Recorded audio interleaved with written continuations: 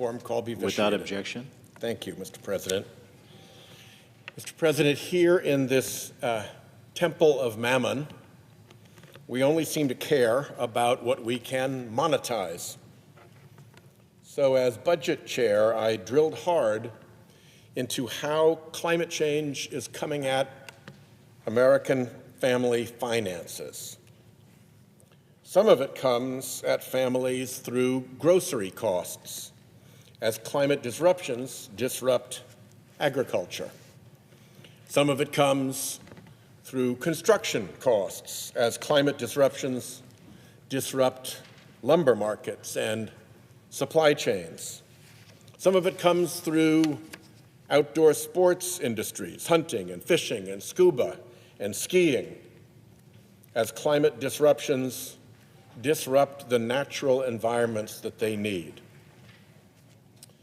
The first, biggest shock will come through insurance markets, as climate risks make real estate uninsurable. This disruption kicks off a cascade. Climate risk collapses insurance markets. Insurance collapse cascades into mortgage markets. Mortgage collapse cascades into property value losses. And the combination of insurance cost, mortgage collapse, and home value losses thrashes the entire economy. Don't believe me. Believe the chief economist of the mortgage giant Freddie Mac, who said exactly this. He said it would be as bad as the 2008 recession, based only on coastal flood risk. And of course, now we have wildfire risk as well. And by the way, investor David Burt, who predicted that 2008 recession, is now making bets predicting this one. In a joint editorial, Senator Sheehy and I warned of a torpedo to the hull of our economy from extreme weather, whether floods or wildfires, triggering exactly this cascade. As the climate danger looms closer, more and more studies are monetizing that danger. Mammon Hall may have to wake up. Let's go through some of the recent reporting. First off, this isn't later, this is now. On home insurance, look no further than Florida's teetering home insurance market, where average premiums now have soared to over $14,000. Or look westward from there, where 92% of Texans now are worried about homeowners' insurance costs.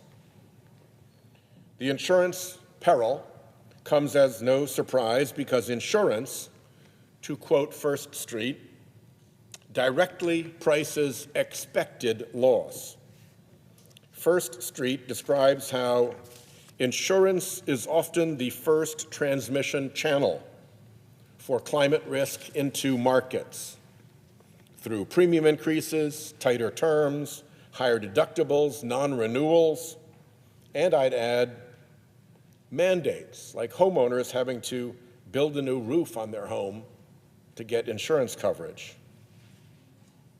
It matters what insurance companies think about this because those insurance companies have both a fiduciary duty and a financial incentive to predict well, to make that an accurate transmission channel of climate risk into markets.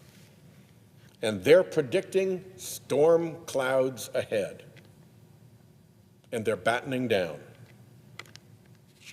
Other reports show climate change is already reducing Americans' wealth and income. One study estimated that incomes in the United States are already lower by around 12% since 2000, from where they'd have been if fossil fuel emissions were not causing climate disruptions. That 12% estimated income reduction was a midpoint in an estimated range between 2% income reduction and 22% income reduction.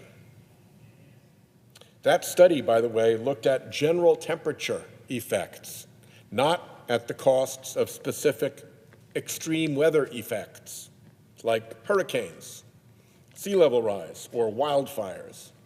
So the actual number is obviously worse. As to those uncounted extreme weather effects, First Street reports that natural disaster damages have risen more than tenfold since the 1980s and now cost the global economy over $200 billion per year.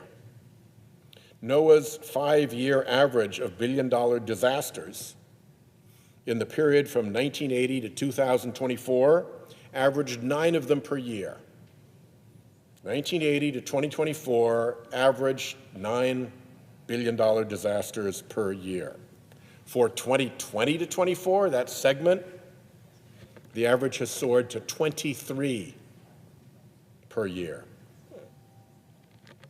Another report notes that the greatest impact of climate change is from the, quote, frequency, magnitude, and duration of extreme events. So if you start with 12% income reduction, and then you add in the greatest impact of climate change on top of that from extreme events, well, it's not just obviously worse, it's obviously a lot worse, counting those extreme weather effects. The study notes that climate change has altered weather in all recent years and all places. It's everywhere, not just where storms hit or wildfires burn. So that's now. That's what's already here. What are we in for? A 2024 study published by the National Bureau of Economic Research found that each added degree centigrade of warming results in a 12% reduction of GDP. Extrapolate that out, and the numbers get huge. The World Meteorological Organization estimates that the global cost of failing on climate, of letting the polluters continue to run roughshod over policy, is as much as $1,200 trillion by the end of the century. $1,200 trillion. Another study has monetized ocean damages. Rhode Island is the ocean state. My wife is a marine scientist. I tend to pay attention to ocean things, but we do tend to overlook ocean damage. It's worth looking out for the oceans, though, because 90% of the excess heat caused by fossil fuel emissions and 30% of the excess carbon dioxide from those fossil fuel emissions have all been absorbed by the oceans. 90% of the excess heat, 30% of the carbon dioxide, all absorbed by the oceans. Without that ocean effect, fossil fuel emissions would likely have already made planet Earth unlivable for humankind. When you account for ocean impacts, when you monetize those ocean impacts, it nearly doubles the social cost of carbon to humankind. The effects come through higher ocean temperatures, reduced ability of the ocean to hold oxygen, acidification of the ocean, increased severity of extreme weather events, and accelerated sea level rise. Specific dangers to God's creation include mass mortalities of organisms, large-scale bleaching of coral reefs, and the loss of seagrass beds and kelp forests.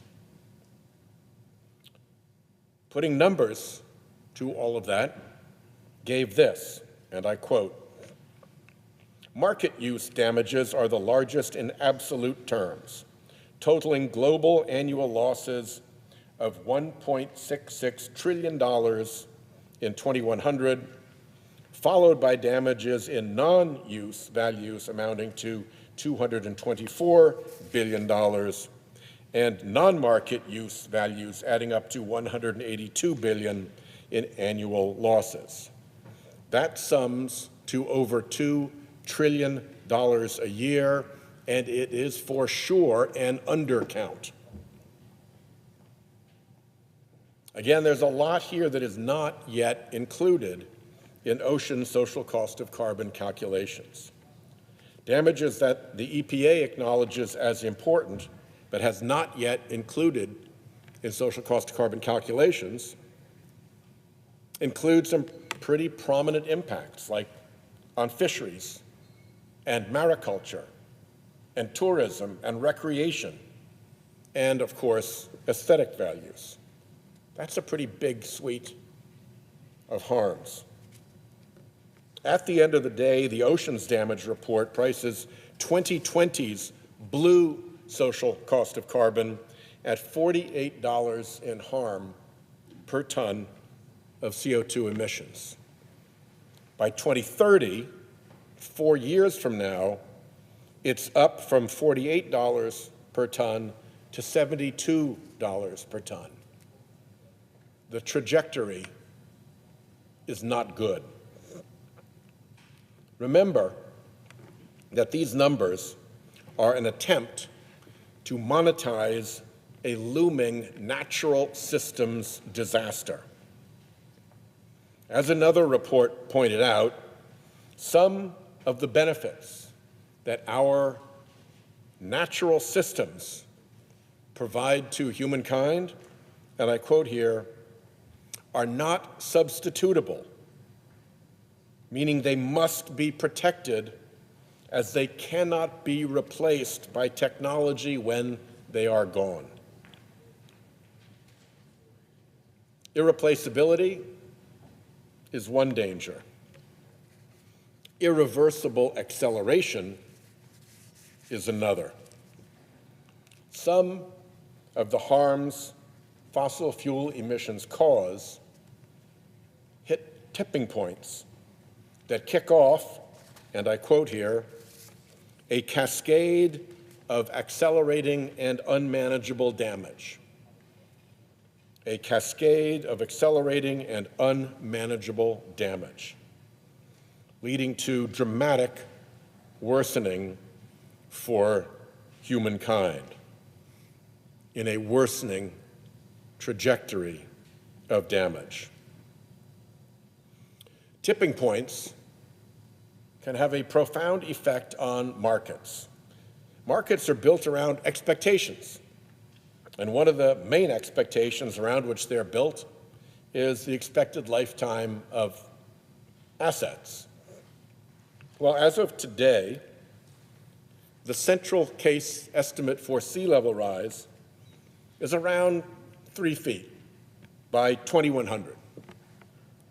Not good for homes or businesses that lie around or below 3 feet above sea level.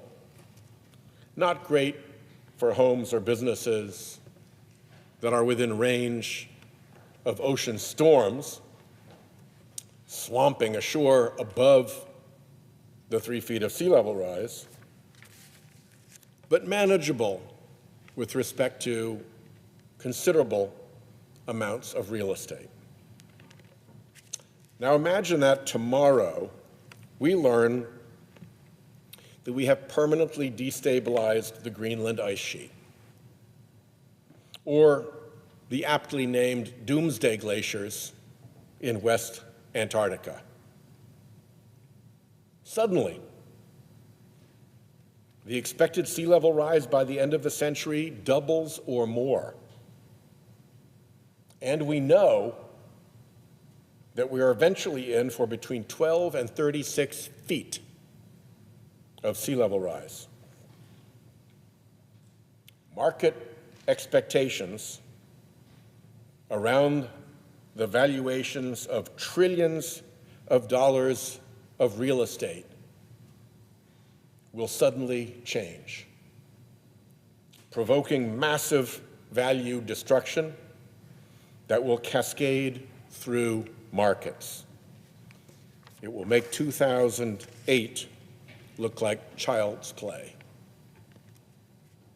On a more immediate scale, that is what is happening in insurance markets right now, as homeowners along the Gulf Coast, in Florida, in wildfire country out west, are finding out that the property that they thought had a certain value is not worth so much any longer.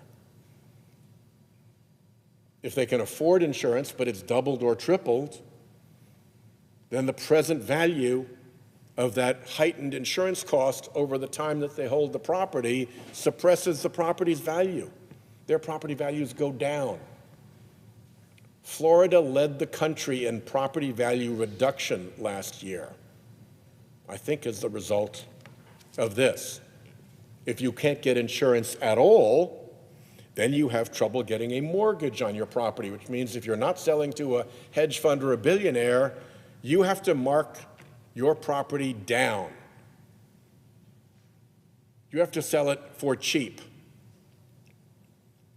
because there simply isn't a mortgage available for it. Jay Powell, who's useless on climate, but knows a little bit about mortgages and markets and the economy, has predicted that whole regions of the United States will shortly be unmortgageable. And of course, when insurance gets out of control and mortgages become unavailable and property values crash, that cascades into very significant and painful recession. What else do we know? We know that our estimates of the worst kinds of damage that fossil fuel emissions are causing humankind have been wrong. They have been too low. I quote, "The severity and frequency of extreme events are unprecedented and beyond model projections." It's worse than we thought, and it's going to get worse faster than we thought. Remember that just by its nature, monetizing the human harm caused by fossil fuel emissions disrupting our climate and natural systems is an almost disgraceful undercount of the actual damage to what one writer called our planetary solvency. As another author wrote, while the social costs, understood as costs to people of untrammeled pollution, are colossal, the ecological costs, those borne by non-human entities, are almost too vast to grasp. When you monetize things, you blind yourself to those costs that are almost too vast to grasp, because looking at them through the lens of money blinds you to them. There are losses, massive losses, and I quote again here, that appear only in nature, almost never in a form that capital can see. That is the defect of trying to monetize the harm we are causing to the natural systems that sustain us. Monetization, by definition, fails to acknowledge most of the harm and the danger. It fails to acknowledge most of the harm and danger to our species, and it fails by a mile to acknowledge the harm and danger to the rest of God's creation. Even so blinkered, the numbers are colossal and the threat looms. All this has caused the World Economic Forum to elevate ecosystem collapse as a mid to high level global risk. Other studies advance the concept of planetary insolvency. Others warn about our continued fossil fuel pollution. If left unchecked, then mass mortality, involuntary mass migration, severe economic contraction, and conflict become more likely. Heading into a world of more mass mortality, more involuntary mass migration, more severe economic contraction, and more conflict, it's worth paying a little more attention. Existing modeling practices understate economic impacts. And further, as one study pointed out, at the extreme, they do not recognize the risk of ruin.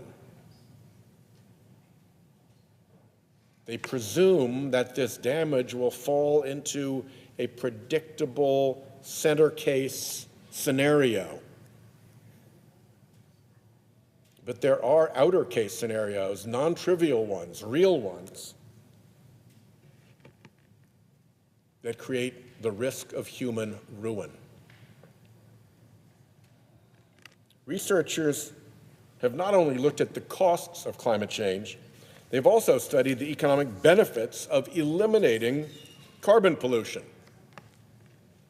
An OECD, Organization for Economic Cooperation and Development study, suggests that the most advanced economies on our planet would enjoy an increase of 60% in GDP by 2050. Those societies 60% richer by 2050 from getting climate right. And they suggest that lower income countries would enjoy an increase of 124% in GDP, more than doubling their wealth from getting climate right.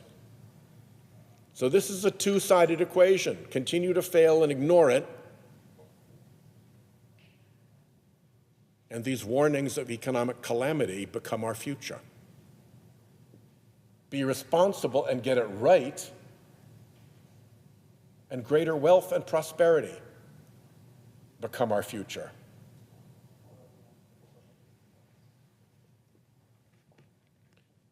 A third of global GDP lost in this century,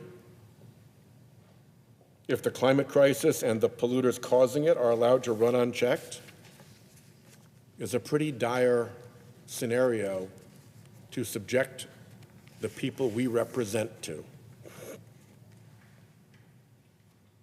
Anyway, back to Mammon Hall. Here we are, where none of this discussion is taking place, where these risks and dangers are simply treated as if they don't exist because of a different monetization, the monetization of our politics. defending a $700 billion annual subsidy powered by unlimited dark money spending, the fossil fuel industry and its vast array of front groups have used the power of money in politics to strangle this discussion. In our new American petrostate, the power of petro-money and our corrupted petropolitics have turned this supposedly greatest deliberative body into a tomb of silence about this danger, a mortuary of democracy. I yield the floor.